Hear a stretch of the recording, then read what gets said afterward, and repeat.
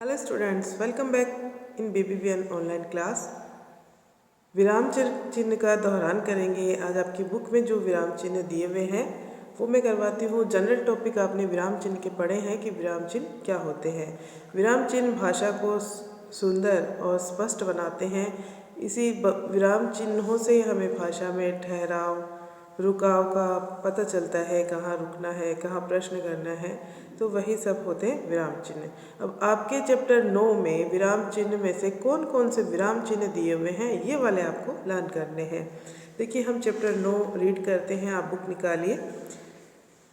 यहाँ पे अर्जुन बैठा हुआ है, जो देखिए क्या अर्जुन विराम चिन्हों का ध्यान रखकर पढ़ो। अर्जुन की बहन उसको बोल रही है, अर्जुन विराम चिन्हों का ध्यान रखकर पढ़ो। अब वो देखिए अर्जुन के बाद में उसने क्या लगा रखा है। अर्जुन के बाद में अल्प विराम लगा रखा है। अल्प विराम हम जब किसी को संबोधित करते हैं तब भी लगाते हैं। वाक्य में दीदी, अब उसके बाद में वो बोल रहे हैं दीदी, तो संबोधन चिन्ह भी कहते हैं इसको, विस्मयादिबोधक चिन्ह भी कहते हैं।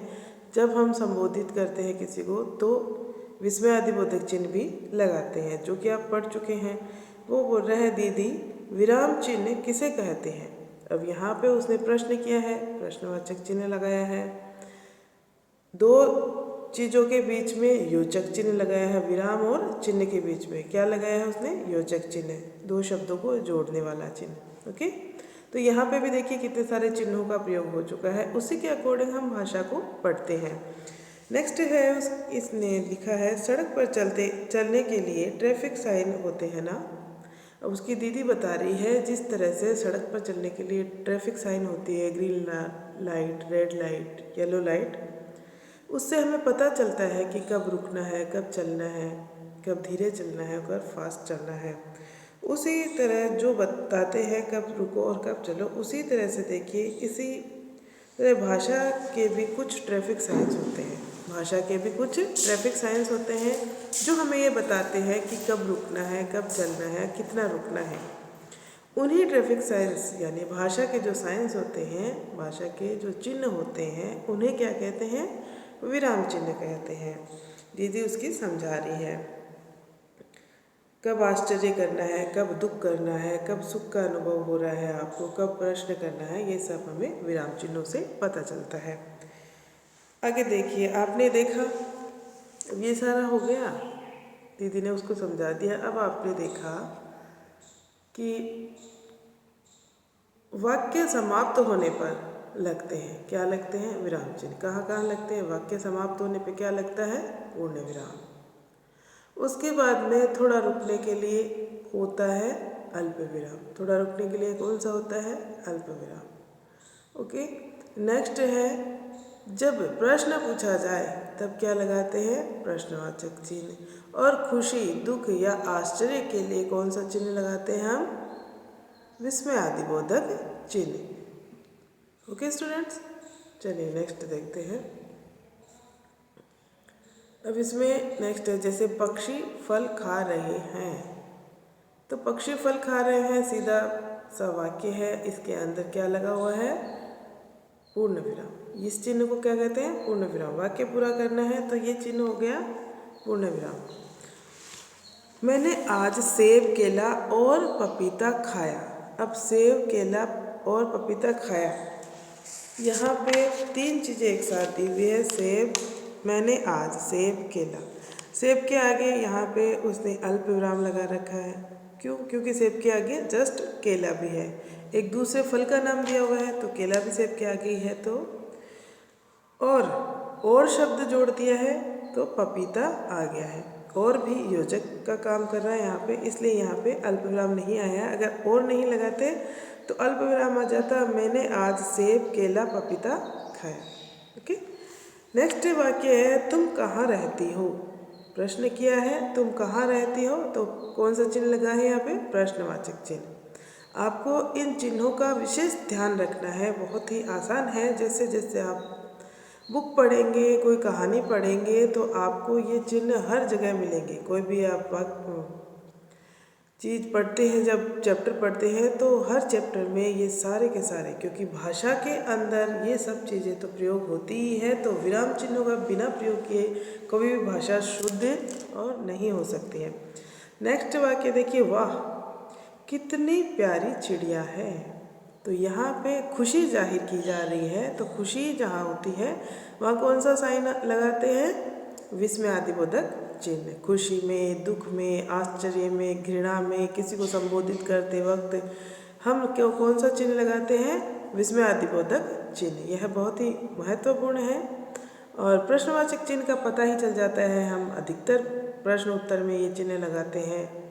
पूर्ण विराम का भी पता चल जाता है, किसी भी वाक्य के समाप्त होने पे पूर्ण विराम का प्रयोग किया जाता है। यस स्टूडेंट्स, नेक्स्ट आगे देखिए, हम समझ गए वाक्य के बीच में या आखिर में जो चिन्ह लगाए जाते हैं, वाक्य के बीच में भी लगते हैं चिन्ह, आखिर में भी लगते हैं, जो चिन्ह लगाए जाते हैं वे विराम चिन्ह होते हैं। कौन से चिन्ह होते हैं? विराम चिन्ह होते हैं।